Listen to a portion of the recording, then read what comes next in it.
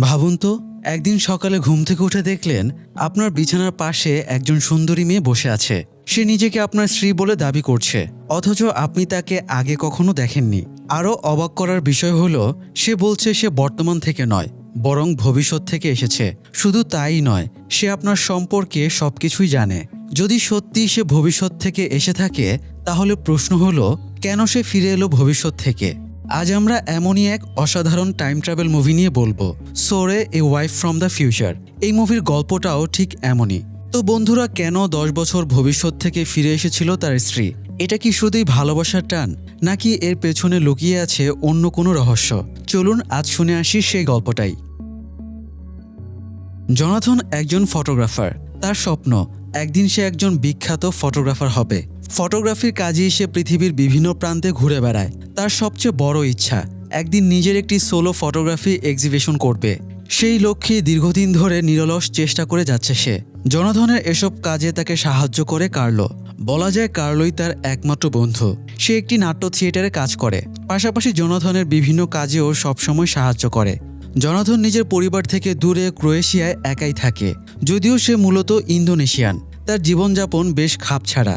কোথাও ছবি তুলে ফিরে এলে কার্লোর সঙ্গে আড্ডা দেওয়া, মদ আর সিগারেট খেয়ে সময় কাটানোই যেন তার একমাত্র রুটিন। সে প্রায় চেইন স্মোকার, প্রচুর ড্রিঙ্কও করে। তার লাইফস্টাইলও মোটেও স্বাস্থ্যকর নয়। অনেক সময় রাতভর মদ খেয়ে সকালে এসে বিছানায় লুটিয়ে পড়ে ঘুমায়। একবার আর্কটিকে ফটোগ্রাফির কাজ শেষ করে সে ক্রোয়েশিয়ায় নিজের বাসায় ফিরে আসে। সেদিন রাতে কার্লোর সঙ্গে একটি বারে বসে ড্রিঙ্ক করছিল। ঘটনাচক্রে সেদিনই ছিল জোনাথনের জন্মদিন। কার্লো জানায় সে জোনাথনকে এমন একজনের সাথে পরিচয় করিয়ে দেবে যিনি বিভিন্ন জায়গায় ফটো এক্সিবিশন আয়োজন করেন। যদি তার জোনাথনের ছবি ভালো লাগে, তাহলে হয়তো সে নিজের প্রথম সোলো এক্সিবিশনের সুযোগ পেয়ে যাবে। খবরটা শুনে জোনাথন ভীষণ উচ্ছ্বসিত হয়ে ওঠে। আড্ডার এক পর্যায়ে কার্লো জানতে চায় এক্সিবিশনের জন্য সে কী ধরনের ছবি রাখতে চায়। জোনাথন জানায় আর্কটিকে তোলা ছবিগুলি প্রদর্শন করবে, আর পুরো প্রদর্শনীর মূল বিষয় হবে ক্লাইমেট চেঞ্জ। কিন্তু বিষয়টা শুনে কার্লো খুব একটা আগ্রহ দেখায় না। তার মতে ক্লাইমেট চেঞ্জ এখন খুবই পরিচিত একটি বিষয়। এর ওপর অনেক ফটোগ্রাফারই ইতিমধ্যে কাজ করেছেন। সেদিন রাতে আড্ডা শেষে জোনাথন বেশ দেরি করে বাসায় ফিরে ঘুমিয়ে পড়ে। তখনও সে জানতো না পরদিন সকালে তার জীবনে কত বড় পরিবর্তন আসতে চলেছে। পরদিন সকালে ঘুম ভাঙতেই জোনাথন দেখে তার বিছানার পাশে এক সুন্দরী মেয়ে বসে আছে। হঠাৎ নিজের বাসার ভেতরে অপরিচিত কাউকে দেখে সে ভীষণ ঘাবড়ে যায়। এই মেয়েটা কে, আর সে এখানে এলোই বা কিভাবে? অবাক করার বিষয়, জোনাথন যতটা বিচলিত, মেয়েটি ঠিক ততটাই শান্ত। সে নিজের পরিচয় দিয়ে জানায় তার নাম সোরে, সে জোনাথনের স্ত্রী আর এসেছে ভবিষ্যৎ থেকে। কথাটা শুনে জোনাথনের প্রথমেই মনে হয় নিশ্চয়ই কার্লো তাকে নিয়ে মজা করছে। সে সঙ্গে সঙ্গে কার্লোকে ফোন করে জানতে চায় এমন নাটক করার মানে কি। কিন্তু তখন কার্লো থিয়েটারের রিহার্সালে ব্যস্ত ছিল। সে পরিষ্কার জানিয়ে দেয় সে কোনো মেয়েকেই পাঠায়নি। তারপরও জোনাথনের বিশ্বাস হয় না। সে ধরে নেয় কেউ একজন ইচ্ছা করেই সোরেকে পাঠিয়েছে তাকে নিয়ে মজা করার জন্য। তাই সে সোরেকে চলে যেতে বলে। সোরে কোনো প্রতিবাদ না করে শুধু মুচকি হেসে বেরিয়ে যায়। এরপর জোনাথনও তৈরি হয়ে বাসা থেকে বের হয়, কিন্তু বাইরে এসে দেখে সোরে কোথাও যায়নি। সিঁড়িতে বসে তার জন্যই অপেক্ষা করছে। জোনাথনকে দেখেই সোরে বলে সে ফোন আর ওয়ালেট ফেলে রেখে যাচ্ছে। জোনাথন অবাক হয়ে খেয়াল করে সত্যিই তাই। আসলে বাসা থেকে বের হওয়ার সময় প্রায় এমন ভুল করে সে। কিন্তু এই মেয়েটা তার এমন ব্যক্তিগত অভ্যাস জানলো কিভাবে? তবুও বিষয়টা আর গুরুত্ব না দিয়ে জোনাথন বেরিয়ে পড়ে, কিন্তু সোরেও তার পিছু নেয়। আসলে জোনাথন যাচ্ছিল একটি ক্যাফেতে, যেখানে তার গার্লফ্রেন্ড এলসা আগে থেকেই অপেক্ষা করছিল। ক্যাফেতে বসার পর এলসা জানায় তার বাবা মাদ্রিদে তাকে একটি রেস্টুরেন্ট কিনে দিচ্ছেন। সে চায় জোনাথনও সেখানে গিয়ে তার সঙ্গে থাকুক। এলসার বিশ্বাস শুধু ফটোগ্রাফি করে জোনাথন জীবনে তেমন কিছু করতে পারবে না, তাই সে সবসময় তাকে একটি রিয়েল জব করার পরামর্শ দেয়। তারা যখন এইসব নিয়ে কথা বলছিল, ঠিক তখনই সোরে সেখানে এসে জোনাথনের পাশের চেয়ারে বসে পড়ে। তারপর একেবারে স্বাভাবিক ভঙ্গিতে এলসার সঙ্গে নিজের পরিচয় দেয় সে নাকি জোনাথনের স্ত্রী। সোরে এমনভাবে কথা বলতে থাকে যে জোনাথন নিজের মুখে কিছুই বলতে পারে না। এরপরে সোরে জোনাথনকে বলে যদি সে সত্যি এলসার সঙ্গে মাদ্রিদে যেতে না চায়, কিংবা নিজের স্বপ্ন ছেড়ে অন্য কোনো চাকরি করতে রাজি না থাকে, তাহলে সে সরাসরি এলসাকে সেটা জানাচ্ছে না কেন। তাছাড়া ভবিষ্যতে এমনিতেও তাদের ব্রেকআপ হয়ে যাবে। সোরেকে থামাতে জোনাথন তাকে চলে যেতে বলে, কিন্তু সোরে নির্বিকারভাবে জানায় তার খুব ক্ষুধা লেগেছে, সে আগে কিছু খেতে চায়। জোনাথন টাকা দিয়ে তাকে বিদায় করার চেষ্টা করে, কিন্তু সোরে বলে তার টাকার দরকার নেই, শুধু খাবারই চাই। সোরের এসব আচরণে এলসা জোনাথনের ওপর ভীষণ বিরক্ত হয়ে যায়। তার উপর জোনাথন যে আসলেই তার সঙ্গে থাকতে কিংবা রেস্টুরেন্টে কাজ করতে চায় না সেটাও বুঝে যায় সে। রাগে জোনাথনের গায়ে এক গ্লাস পানি ছুঁড়ে মেরে সেখান থেকে চলে যায়। এলসা চলে যেতেই জোনাথনও তাড়াতাড়ি বেরিয়ে পড়ে সোরেকে রেখে, কিন্তু তাড়াহুড়ো করতে গিয়ে একজনের সঙ্গে ধাক্কা খেয়ে মাটিতে পড়ে যায়। তবুও সোরে তার পিছু ছাড়ে না, বরং আবারও জোনাথনের পিছু পিছু তার বাসা পর্যন্ত চলে আসে। শেষ পর্যন্ত উপায় না পেয়ে জোনাথন তাকে পুলিশ ডাকার হুমকি দিয়ে বাসার ভেতরে ঢুকে যায়, কিন্তু সোরে তখনও যায় না। সে বাসার বাইরের বাগানের বেঞ্চে বসে অপেক্ষা করতে থাকে। জোনাথন নিজের কাজ সেরে দুপুরে একটু ঘুমিয়ে পড়ে। বিকেলে ঘুম থেকে উঠে জানালা দিয়ে বাইরে তাকিয়ে দেখে সোরে এখনও সেখানে বসে আছে। প্রচণ্ড ঠান্ডায় কাঁপতে কাঁপতে একটি জ্যাকেট গায়ে জড়িয়ে অপেক্ষা করছে। শেষ পর্যন্ত জোনাথন বাইরে এসে জিজ্ঞেস করে সে আসলে কি চায়। সোরে শান্তভাবে শুধু একটাই উত্তর দেয়, তার খুব ক্ষুধা লেগেছে। কি আর করা, অজ্ঞতা জোনাথন তাকে নিয়ে একটি রেস্টুরেন্টে খেতে যায়।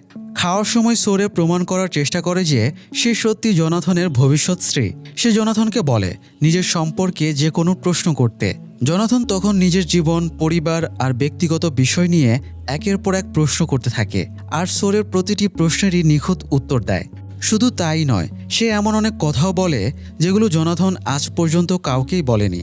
এসবের পর অবশেষে জোনাথনের বিশ্বাস হতে শুরু করে সোরে সত্যিই তার ভবিষ্যৎ স্ত্রী। যাই হোক, জোনাথন সোরেকে নিয়েই বাসায় ফিরে আসে। একসময় সে সোরেকে জিজ্ঞাসা করে সে ভবিষ্যৎ থেকে অতীতে ফিরে এলো কেন। সোরে জানায় সে জোনাথনের ভবিষ্যৎটাকে আরও গোছানো, আরও সুন্দর করে তুলতেই অতীতে এসেছে। সে জোনাথনকে সাহায্য করবে নিজের জীবনটাকে গুছিয়ে নিতে। প্রমাণ হিসেবে সোরে জোনাথনের স্টুডিওতে যায়। সেখান থেকে এমন একটা ক্যামেরার রোল বের করে আনে যেটাতে জোনাথন লাদাখে গিয়ে ছবি তুলেছিল, অথচ এই রোলের কথা কেউই জানতো না। জোনাথন হতভম্ব হয়ে যায়, সোরে এটা জানলো কি করে। সোরে জোনাথনকে বলে এক্সিবিশনের হোস্টকে যেন সে আর্কটিকে তোলা ছবি না দেখিয়ে বরং লাদাখের এই ছবিগুলোই দেখায়। নিজের এত গোপন একটা বিষয় সোরে জানে দেখে জোনাথন আরও অবাক হয়ে যায়। শেষে সে সোরের কথা মতোই রাজি হয়, আর্কটিকের ছবি বাদ দিয়ে লাদাখের ছবি দেখাবে। এদিকে জোনাথন কার্লোকেও সোরের ব্যাপারে সব জানিয়ে রেখেছিল। পরদিন যখন জোনাথন সত্যি হোস্টকে লাদাখের ছবিগুলো দেখায়, হোস্ট সেগুলো দারুণ পছন্দ করে। আসলে কার্লো আগেই হোস্টকে বলে রেখেছিল জোনাথন আর্কটিকে ক্লাইমেট চেঞ্জ নিয়ে ছবি তুলেছে, সেগুলি সে প্রদর্শন করতে চায়। এই কারণে হোস্ট প্রথমে খুব একটা ইমপ্রেসড ছিল না, কারণ ক্লাইমেট চেঞ্জ ফটোগ্রাফির খুব কমন একটা টপিক। কিন্তু এখন যখন জোনাথন একেবারে ভিন্ন ধাঁচের ছবি দেখায়, হোস্ট সেগুলোতে মুগ্ধ হয়ে যায়। সোরে আগেই বলে দিয়েছিল হোস্ট ঠিক এই ছবিগুলি পছন্দ করবে। সেদিন বাসায় ফিরে সোরে জোনাথনকে জিজ্ঞাসা করে সে যে জোনাথনের ভবিষ্যৎ সুন্দর করতে এসেছে, এবার কি জোনাথনের সেটা বিশ্বাস হয়েছে। জোনাথন যখন বলে হ্যাঁ তার বিশ্বাস হয়েছে, তখন সোরে তাকে নিজের কথা মতো চলতে বলে। জানায় তার কথা মতো চললেই জোনাথন এভাবে একের পর এক সফল হবে। তো সোরে জোনাথনকে তার জীবনযাপন বদলাতে বলে, স্মোকিং, ড্রিঙ্কিং সব বন্ধ করতে বলে। শুধু বলেই থামে না, নিজের কসম কাটিয়ে জোনাথনকে দিয়ে প্রমিসও করিয়ে নেয়। এরপরে সোরে জোনাথনের সমস্ত সিগারেট নষ্ট করে দেয়, সমস্ত মদও ফেলে দেয়। এরপর হেলদি খাবার কিনে এনে খাইয়ে জোনাথনের যত্ন নিতে থাকে। এমনকি রোজ সকালে তাকে নিয়ে জগিং করতেও বের হয়। একদিন জগিং করতে করতে সোরে জোনাথনকে বলে ভবিষ্যতে জোনাথন কিভাবে তাকে বিয়ের প্রস্তাব দিয়েছিল, কিভাবে বলেছিল বারবার সুযোগ পেলেও সে প্রতিবারই শুধু সোরেকেই চাইবে। সোরে জানায় আজ থেকে 3 বছর পর জোনাথন নিজের বোনের বিয়েতে বাড়ি ফিরবে, আর সেখানেই সোরের সাথে তার প্রথম দেখা হবে, তারপর বিয়ে। এরপর জোনাথনের ফটোগ্রাফির এক্সিবিশনটাও হয়ে যায়। হোস্ট এত পছন্দ করে যে জোনাথনের তোলা ছবি মাদ্রিদে আরেকটা এক্সিবিশনের প্রদর্শনের অফারও দিয়ে দেয়। এটা তো জোনাথনের বহুদিনের স্বপ্ন ছিল। সেদিন রাতে বাসায় ফিরে জোনাথন বিছানায় বসে বই পড়ছিল। এমন সময় সোরে আলমারি থেকে কিছু একটা বের করতে গিয়ে একটা এনভেলপ খুঁজে পায়। সে এটা খুলতে চাইলে জোনাথন তাকে মানা করে, যেন এর ভেতরে খুব গোপন কিছু আছে। তবুও সোরে যখন জোর করে খুলতে যায়, জোনাথন তাকে থামাতে ছুটে আসে। মজা করতে করতে একসময় তারা একে অপরের খুব কাছে চলে আসে। জোনাথন সোরেকে চুমু খেতে যায়, ঠিক তখনই সোরে থামিয়ে দেয়। বলে তাদের প্রথম কাছে আসাটা হয়েছিল বিয়ের দিনই। সে জোনাথনের স্ত্রী হলেও এই জোনাথন এখনও তার স্বামী নয়। জোনাথন থেমে যায়, কিন্তু এই ঘটনার পর তারা আরও কাছাকাছি চলে আসে। জোনাথন সোরেকে নিজের স্ত্রীর রূপেই দেখতে শুরু করে। তারা এক বিছানাতেই ঘুমাতে শুরু করে। এদিকে এক্সিবিশন যে হবে সেটা তো ঠিক হয়েই গেছে, কিন্তু জোনাথন কিছুতেই ভেবে পায় না সেই প্রদর্শনীতে সে কোন ছবিগুলো দেবে। সে সোরেকেও জিজ্ঞাসা করে কোন ছবিগুলো দেওয়া যায়, কিন্তু সোরে এই প্রশ্নের কোনো উত্তর দেয় না। জনাথন প্রথমে ভাবে আর্কটিকের ছবি দেবে, কিন্তু পরে ঠিক করে না, আরও কিছু নতুন ছবি তুলবে সে। ছবি তোলার জন্য সোরেকে নিয়ে সে রওনা দেয় পাহাড়ের ওপর, সমুদ্রের কিনারায়। প্ল্যান সারাদিন এখানে ক্যাম্পিং করবে আর সমুদ্রের ছবি তুলবে। সেদিন সারাদিন জনাথন খাওয়ার কথাটাও ভুলে ছবি তুলতে থাকে। সন্ধ্যায় সোরে যখন তাকে খেতে ডাকতে আসে, জনাথন তখন সূর্যাস্তের আলোর বিপরীতে সোরেকে দাঁড় করিয়ে তার কিছু শ্যাডো ইমেজ তোলে। কিন্তু সেই রাতে টেন্টে জনাথনের আর ঘুম আসে না, সে যেন গভীর কিছু একটা ভাবছিল। পরদিন বাসায় ফেরার পর রাতের বেলা জনাথন বিছানা থেকে চুপিসারে উঠে যায়। সোরে তখনও ঘুমাচ্ছিল। জনাথন বাইরে বাগানে গিয়ে সিগারেট ধরায়, অথচ সে সোরেকে কথা দিয়েছিল স্মোকিং ড্রিঙ্কিং কোনোটাই আর করবে না। এদিকে সোরের ঘুম ভেঙে যায়। বিছানায় জনাথনকে না দেখে সেও বাইরে বেরিয়ে আসে। এসে দেখে জনাথন দিব্যি সিগারেট টানছে। দেখেই সোরে রেগে যায়। জনাথন তখন বলে, হুট করে এভাবে ছাড়া যায় না, অভ্যাসের বশে খেয়ে ফেলেছে, এরপর থেকে আর খাবে না। কিন্তু সোরের রাগ কমে না। সে বলে জনাথন প্রতিবারই এই একই কথা বলে, অথচ একবারও ছাড়তে পারে না। অর্থাৎ ভবিষ্যতে জনাথনও বারবার সোরেকে কথা দিয়েছিল স্মোকিং ড্রিঙ্কিং করবে না, অথচ ঠিকই করেছিল। আর এর ফল মাত্র 8 বছর পর অল্প বয়সী হার্ট অ্যাটাকে সোরেকে একা রেখে জনাথনের মৃত্যু হবে। জনাথনকে এই মৃত্যুর হাত থেকে বাঁচাতে তাকে একটা হেলদি লাইফস্টাইল গড়ে দিতেই তো সোরে এতদূর এসেছে, অথচ জনাথন নিজের ভালোটাই বুঝতে পারছে না। কিন্তু এভাবে মৃত্যুর কথা বলে দেওয়ায় সোরের সুযোগটা শেষ হয়ে যায়। হঠাৎ তার নাক দিয়ে রক্ত বেরিয়ে আসে আর সে মারা যায়। যখন তার জ্ঞান ফেরে তখন আবার সব শুরু থেকে। জনাথনের বিছানায় ঘুম ভাঙা, জনাথনকে নতুন করে নিজের পরিচয় দেওয়া, কারণ মৃত্যুর কথা মুখ ফসকে বলে দেওয়ায় সোরে আবার সেই দিনটাতেই ফিরে গেছে যেদিন সে প্রথম জনাথনের কাছে এসেছিল। আর এই জনাথন তাকে চেনেও না। তো সোরে আগেরবার যা যা করেছিল এবারও ঠিক সেভাবেই সব করে। যেদিন রাতে জনাথনের লুকিয়ে সিগারেট খাওয়ার কথা, সেদিন সে জনাথনের আগেই উঠে সমস্ত সিগারেট পুড়িয়ে ফেলে। ফলে জনাথন আর স্মোক করতে পারে না, তাদের মধ্যে ঝামেলাও হয় না। কিন্তু সিগারেট না পেয়ে জনাথন এবার বারে গিয়ে ড্রিঙ্ক করে, মাতাল হয়ে রাস্তায় পড়ে থাকে। বাড়ি ফিরে রাগের মাথায় সোরে এবারও জনাথনকে তার মৃত্যুর কথা বলে ফেলে। বলে জনাথন যদি তার আগে মরতেই চায় তাহলে যেন এভাবেই ড্রিঙ্ক আর স্মোক করে যায়। কিন্তু এবারও এই কথা বলে দেওয়ায় সোরে আবার আগের জায়গায় ফিরে যায়। আবার তার ঘুম ভাঙে জনাথনের বিছানায়। এভাবে কয়েকবার হয় সোরের সাথে।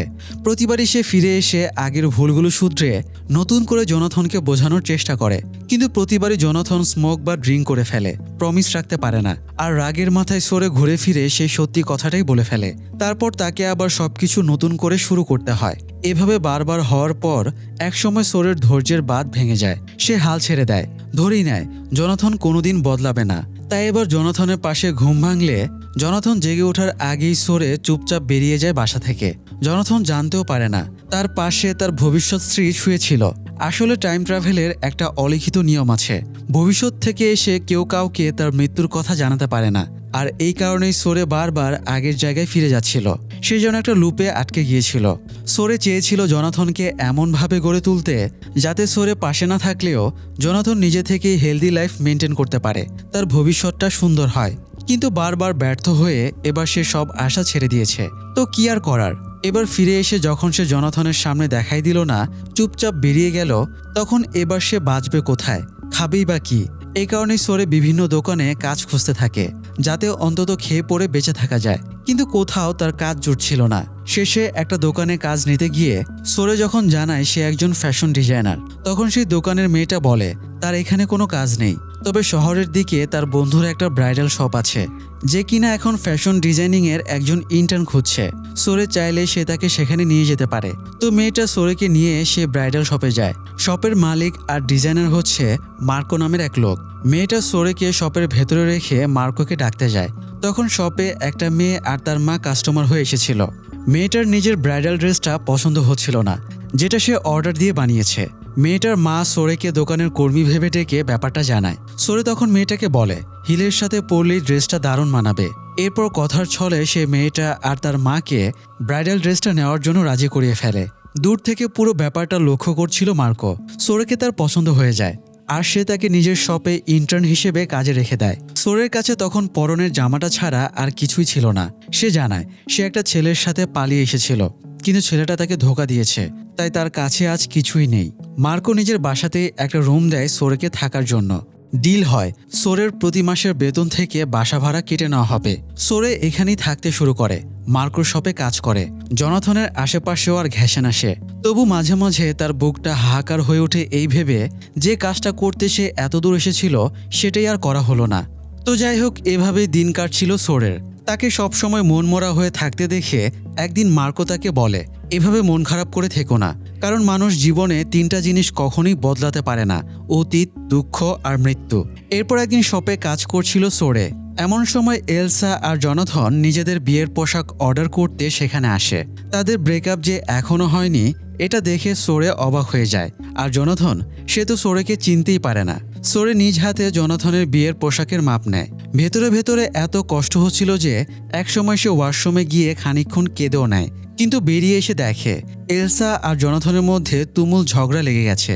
এলসা বলছে জনাথনকে তার নিজের ভালোটাও বুঝিয়ে দিতে হয়। এভাবে সারাক্ষণ তাকে গাইড করতে করতে এলসা এখন ক্লান্ত। এই বলে এলসা জনাথনের সাথে ব্রেকআপ করে সব থেকে বেরিয়ে যায়। একটু পরে জনাথনও চলে যায় সেখান থেকে। জনাথন চলে যাওয়ার সময় সোরে যেভাবে তার দিকে তাকিয়েছিল সেটা দেখি মার্কো বুঝে যায় এই ছেলেটাকেই সোরে ভালোবাসে। তখন সোরে মার্কোকে জিজ্ঞাসা করে, মার্কো তো একদিন বলেছিল অতীত, মৃত্যু আর দুঃখ কোনোদিন বদলানো যায় না, তাহলে কি মানুষকেও বদলানো সম্ভব না? কেউ যদি নিজের ভালোটাই না বোঝে তাকে কি চেঞ্জ করা যায়? মার্কো জানায় মানুষের স্বভাব বদলানো সম্ভব, কিন্তু কেউ যদি বুঝে শুনো না বদলায় তার মানে তার সেই কাজের পেছনে কোনো না কোনো কারণ আছে, হয়তো লুকিয়ে আছে কোনো গভীর দুঃখ। সোরের তখন মনে হয় জনাথনের জীবনেও হয়তো এমনই কোনো গভীর দুঃখ আছে, সেটা খুঁজে বের করে দূর করতে হবে তাকে, তবেই জনাথন তার বদ অভ্যাসগুলো ছাড়বে। এটা উপলব্ধি করার পর সোরে মার্কোর কাছ থেকে বিদায় নেয় আর আবার সে আগের জায়গায় জেগে ওঠে। তার মনে পড়ে যায় সেই এনভেলপের কথা। নিশ্চয়ই ওর ভেতরে কিছু লুকানো আছে, ওটাই হয়তো জনাথনের সিক্রেট। তাই এবার উঠেই জনাথনের ঘুম ভাঙার আগেই সোরে আলমারি খুলে সেই এনভেলপটা বের করে। খুলে দেখে ভেতরে জনাথনের তোলা অনেকগুলো ছবি, আর ছবির পেছনে নিজের বাবাকে উদ্দেশ্য করে অনেক কিছু লেখা। জনাথন এই ছবিগুলো তার বাবার কাছে পাঠাতে চেয়েছিল, কিন্তু শেষ পর্যন্ত পাঠায়নি। আসলে জনাথনের যখন মাত্র 4 বছর বয়স তখন তার বাবা তাদের ছেড়ে আরেকজনকে বিয়ে করে চলে যায়। সেই থেকে বাবার ওপর জনাথনের আজীবনের অভিমান। সেই অভিমান থেকেই বড় হয়ে সে বাড়ি ছেড়েছিল। কিন্তু মজার ব্যাপার কি জানেন, নিজের বাবাকে সে এতটাই ভালোবাসে যে বাবা যে শহরে নতুন সংসার নিয়ে থাকে জনাথনও এখন তার কাছাকাছি থাকতে শুরু করেছে।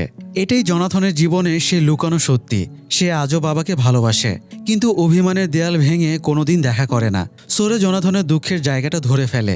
এমন সময় জনাথনের ঘুম ভেঙে যায়। সোরে তখন হড়বড় করে তাকে সব বলে ফেলে সে এখানে কিভাবে এসেছে, কেন জনাথনের বদলে যাওয়া দরকার।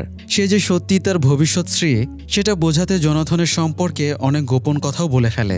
কিন্তু এত অল্প সময়ে জনাথন এসব হজম করতে পারে না। তার ওপর সোরে কিনা তার সেই গোপন এনভেলপটাও খুলে ফেলেছে। রেগে মেগে জনাথন সোরেকে বাসা থেকে বের করে দেয়। এরপর আরও 2-3 বার ফিরে এসে সোরে জনাথনকে দ্রুত বোঝানোর চেষ্টা করে, কিন্তু কিছুতেই কাজ হয় না। এই তাড়াহুড়োর পেছনেও একটা কারণ আছে। বারবার একই কাজ করতে করতে সোরে এখন ক্লান্ত। সে চায় দ্রুত সবকিছু শেষ হোক, জনাথন বুঝে যাক, কিন্তু তাড়াহুড়ো করে কোনো কাজই তো হয় না। উল্টো জনাথন একবার তো সোরেকে পুলিশের হাতেই তুলে দেয়। তখন সোরে বুঝতে পারে না, সবকিছু ধীরে সুস্থে করতে হবে। তাই প্রথমবারের মতোই সে আবার একটু একটু করে সব করতে থাকে। আর যে রাতে জনাথন ওয়াদা ভেঙে প্রথম সিগারেট খেতে বের হয় ঠিক সেই রাতেই সোরে সেখানে গিয়ে খুব ধীরে সুস্থে জনাথনকে বোঝায় তার বাবার সাথে গিয়ে একবার দেখা করতে। কিন্তু বাবার ওপর জমে থাকা প্রচণ্ড অভিমান থেকে জনাথন সাফ বলে দেয় সে দেখা করবে না। কেমন বাবা তার, যে নিজের সুখের জন্য তাদের ছেড়ে চলে গিয়েছিল। এবার সোরেরও ধৈর্যের বাঁধ ভেঙে যায়। রাগের মাথায় সে বলে ফেলে জনাথনও তো ঠিক একইভাবে তাকে একা ফেলে মরে গিয়েছিল, তার সাথে বাঁচার চেষ্টাটুকু করেনি, বরং স্বার্থপরের মতো নিজের দুঃখ ভুলে থাকতে সারা জীবন অনিয়ম করে গেছে। তারপর একদিন মরেই গেছে। আবারও সেই মৃত্যুর কথা মুখ ফসকে বেরিয়ে যাওয়ায় সোরে আবার সেই আগের জায়গায় ফিরে যায়। এবার ফিরে এসে সে সরাসরি জনাথনের কাছে যায় না, বরং শুরুতেই জনাথনের বন্ধু কার্লোর সাথে গিয়ে কথা বলে, তাকে সবকিছু খুলে বলে, একেবারে ডিটেলসে। সব শুনে কার্লো সোরের পুরো পরিস্থিতিটা বুঝতে পারে। আর কার্লোর কাছ থেকেই সোরে জানতে পারে একটা গুরুত্বপূর্ণ কথা। এলসা সবসময় জোনাথনকে নিয়ন্ত্রণ করতে চাইতো, জোর করে তাকে বদলাতে চাইতো, আর এই কারণে জোনাথন এলসার সাথে ব্রেকআপ করতে চাইছে। এটা শুনে সোরের মাথায় বাজ পড়ে। সে বুঝতে পারে সে নিজেও তো এতদিন ঠিক এই কাজটাই করছিল, জোনাথনকে জোর করে বদলানোর চেষ্টা করছিল। তাই জোনাথনের কাছে তাকেও এলসার মতোই লেগেছে। এই কারণেই জোনাথন বদলাচ্ছিল না। অথচ তার তো এমনভাবে ভালোবাসা উচিত ছিল, এমনভাবে পাশে থাকা উচিত ছিল যাতে জোনাথনের নিজেরই বেঁচে থাকার ইচ্ছেটা বেড়ে যায়, যাতে সোরের সাথে বাঁচার জন্য জোনাথন নিজ থেকেই তার বদ অভ্যাসগুলো ছেড়ে দেয়। এই নতুন উপলব্ধি নিয়েই সোরে আবার নতুন করে সব শুরু করে। এবার সে জোনাথনকে কিছুই ছাড়তে বলে না, শুধু ভালোবাসে। একটু একটু করে তার দুঃখটা দূর করার চেষ্টা করতে থাকে। এভাবে একদিন জগিং করতে বেরিয়ে সোরে খুব সুন্দর করে ভালোবাসার অধিকার নিয়েই জোনাথনকে বলে সে যেন একবার তার বাবার সাথে দেখা করে, আর এবার জোনাথন রাজি হয়ে যায়। পরদিন তারা জোনাথনের বাবার বাড়ির দিকে রওনা দেয়। যাওয়ার পথে দুজনে এখানে ওখানে ঘোরে, নিজেদের মতো করে দারুণ সুন্দর কিছু সময় কাটায়। তখন সোরে জোনাথনকে এমন কিছু কথা বলে যেগুলো আসলে ভবিষ্যতে জোনাথন নিজেই লিখে সোরেকে বলেছিল। এত সুন্দর কথা সে ভবিষ্যতে লিখেছে ভেবে জোনাথন অবাক হয়ে যায়। কথাগুলো ছিল অনেকটা এরকম: গোধূলি এত সুন্দর কেন জানো? কারণ সে এক এক দিন এক এক রূপে এক এক রঙে ফিরে আসে, আর সে যেভাবেই আসুক আকাশ তাকে সেভাবেই মেনে নেয়। এই মেনে নেওয়ার মধ্যেই লুকিয়ে আছে গোধূলির এত সৌন্দর্য। তো ঘোরাঘুরি শেষে তারা যখন জোনাথনের বাবার দরজায় কলিং বেল চাপে, ঠিক তখনই সোরের নাক দিয়ে রক্ত পড়তে শুরু করে। সোরে কিছুই বুঝতে পারে না। এবার তো সে মৃত্যুর কথা কিছু বলেনি, তাহলে কেন তাকে আবার ফিরে যেতে হচ্ছে? আবার ফিরে গিয়ে সে জোনাথনকে বাবার সাথে দেখা করতে রাজি করায়, কিন্তু এবার পথেই তার সময় ফুরিয়ে যায়। আর এভাবেই প্রতিবার তার হাতের সময় আরও কমে আসতে থাকে। পরের বার তো গাড়িতে থাকতে থাকতেই তার সময় শেষ হয়ে যায়। কিন্তু জ্ঞান হারানোর ঠিক আগে সে একটা নিউজে দেখে গত এক সপ্তাহে নাকি সোলার সিস্টেমে কিছু একটা পরিবর্তন হয়েছে। সোরে বুঝতে পারে এসব হচ্ছে তার বারবার টাইম ট্রাভেলের কারণেই, আর এর ফলে তার হাতে থাকার সময়ও ক্রমশ কমতে থাকবে। শেষমেশ অবস্থা এমন দাঁড়ায় যে সোরে বিছানা থেকে ওঠার সাথে সাথেই চারপাশের আকাশ টকটকে লাল হয়ে যায়, আর তার সময় ফুরিয়ে আসে। তো যাই হোক, সোরের আসলে আর কিছুই করার ক্ষমতা ছিল না। শেষবার এভাবে হারিয়ে যাওয়াটাই ছিল তার শেষ সুযোগ। এবার বিছানায় ঘুম ভাঙার সাথে সাথেই সে আবার হারিয়ে যায়। কিন্তু যাওয়ার আগে সে জোনাথনকে বলে যায় সে যেন সোরেকে মনে রাখে, আর তাদের সুন্দর একটা ভবিষ্যতের জন্য হলেও সে যেন নিজেকে বদলে ফেলে। এবার আর সোরে ফিরে আসে না, বরং জোনাথনের জীবনটা শুরু হয় একেবারে অন্য এক জায়গা থেকে। এবার তার ঘুম ভাঙে আর্কটিকে। এখানে ফটোগ্রাফি করে ফিরে আসার পর থেকেই জোনাথন কেমন যেন বদলে যেতে থাকে, নিজের জীবনটাকে গুছিয়ে নিতে শুরু করে। কেমন যেন উদাস হয়ে থাকে সে, স্মোকিং ড্রিঙ্কিংও ছেড়ে দেয়। এমনকি কোনো ঝামেলা ছাড়াই খুব সুন্দরভাবে এলসার সাথে ব্রেকআপ করে সেই টক্সিক সম্পর্ক থেকে বেরিয়ে আসে। জোনাথনের এই পরিবর্তন দেখে কার্লো তো অবাক। জোনাথন জানায় আর্কটিক থেকে ফেরার পর থেকেই তার এমন লাগছে। এবার জোনাথন একাই সে পাহাড়ের সমুদ্রের ছবি তুলতে যায়, যেখানে একদিন সোরেকে নিয়ে গিয়েছিল। সোরের কথা তার কিছুই মনে নেই, তবে ভেতরে ভেতরে কি যেন একটা শূন্যতা কাজ করতো তার মধ্যে। সূর্যাস্তের ছবি তুলতে গিয়ে সেই ছবিতে মানুষের মতো হালকা একটা ছায়া তৈরি হয়, ঠিক যেখানটা একদিন সোরে দাঁড়িয়ে ছবি তুলিয়েছিল ঠিক তেমন। আর এখানে বসে জোনাথন গোধূলি নিয়ে সেই কথাগুলো নিজের ডায়েরিতে লিখে ফেলে। এবার জোনাথন নিজ থেকে বাবার সাথে দেখা করতে যায়। দেখা করার আগে সে দূর থেকে দেখে তার বাবা নিজের স্ত্রী সন্তান নিয়ে বেশ সুখেই আছে। এটা দেখে সে ছোটবেলার নিজের আর বাবার একটা পুরনো ছবি সেখানে রেখে আসে। তখন বাবার বর্তমান স্ত্রী বাবাকে ডাকতে গিয়েছিল, কিন্তু বাবা এসে পৌঁছানোর আগেই জোনাথন বাসা থেকে বেরিয়ে যায়। সেই ছবি আর ছবির পেছনের লেখা দেখে বাবা বুঝে যান জোনাথন তাকে ক্ষমা করে দিয়েছে। এটা বুঝেই তিনি দৌড়ে বাইরে ছুটে যান, কিন্তু গিয়ে দেখেন সেখানে জোনাথন আর নেই। জোনাথন আর ইতালিতে থাকেনি। কার্লোর কাছ থেকে বিদায় নিয়ে সে ইন্দোনেশিয়ায় নিজের মায়ের কাছে চলে আসে। এতদিন পর ছেলেকে হঠাৎ আসতে দেখে তার মাও অবাক হয়ে যান। এখানে এসে জোনাথন তার আর্কটিকের ছবিগুলো নিয়ে একটা প্রদর্শনীর আয়োজন করে। ছবিগুলো যখন সে সাজাচ্ছিল তখন তার সেই ছায়াযুক্ত গোধূলির ছবিটাও চোখে পড়ে। ছবিটা সেও প্রদর্শনীতে যোগ করে দেয়। প্রদর্শনীর দিন অনেকেই আসে ছবিগুলো দেখতে, আর সেখানে আসে সোরে নিজেও। তবে এই সোরে জোনাথনকে চিনে না, তাদের যে এখনও পরিচয় হয়নি। প্রদর্শনীর একের পর এক ছবি দেখতে দেখতে সোরে হঠাৎ সে গোধূলির ছবিটার সামনে এসে থমকে যায়, মন্ত্রমুগ্ধের মতো তাকিয়ে থাকে সেটার দিকে। দূর থেকে সোরেকে দেখেই জোনাথনের ভেতরে যেন কি একটা নাড়া দিয়ে ওঠে। সে ধীরে ধীরে সোরের দিকে এগিয়ে যায়। সোরে জোনাথনকেও সাধারণ একজন দর্শক ভেবে বলে, আচ্ছা, ক্লাইমেট চেঞ্জের এতগুলো ছবির মাঝে এই ছবিটার সম্পর্কটা কি? ফটোগ্রাফার নির্ঘাত দর্শকের চোখ টানার জন্যই এই অন্যরকম ছবিটা এখানে রেখেছে। সোরে এত মন দিয়ে ছবিগুলো দেখছে দেখে জোনাথনের ভীষণ ভালো লাগে। সে সেখানে কাজ করা এক লোককে ইশারা করতেই সব লাইট নিভে যায়, আর প্রজেক্টরের মাধ্যমে গোটা ঘরে তৈরি হয়ে যায় এক কৃত্রিম অরোরা। সোরে তখন বুঝে যায় ফটোগ্রাফার আর কেউ নয়, জোনাথন নিজেই।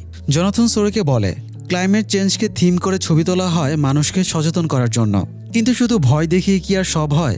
প্রকৃতির সৌন্দর্যের বোধ জাগিয়ে তুলেও তো মানুষকে পরিবেশ রক্ষায় সচেতন করা যায়। ঠিক এই ভাবনা থেকেই সে ছবিটা এখানে রেখেছে। এরপর আবার লাইট জ্বলে ওঠে।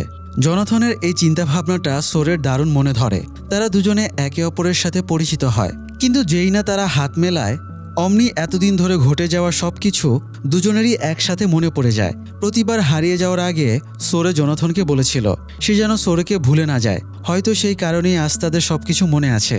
এই টাইম লুপের ব্যাপারটা তো শুরু হয়েছিল জোনাথনের মৃত্যুর পর, তার সেই ফিউনারাল থেকেই। এবার সেই স্মৃতিগুলো দুজনের মনে ফিরে আসে। এবার জোনাথন নিজ থেকেই বদলে গেছে। হয়তো ভবিষ্যতে সেই একই সময় তার মৃত্যু হলেও এবার আর দুজনের মধ্যে আগে সেই ঝামেলাগুলো হবে না। বন্ধুরা, ভয় দেখিয়ে কিংবা জোর করে কাউকে বদলানো যায় না, বরং ভালোবেসে তার ভেতরে বোধ তৈরি করার চেষ্টা করা উচিত, যাতে সে নিজে থেকেই বদলে যায়।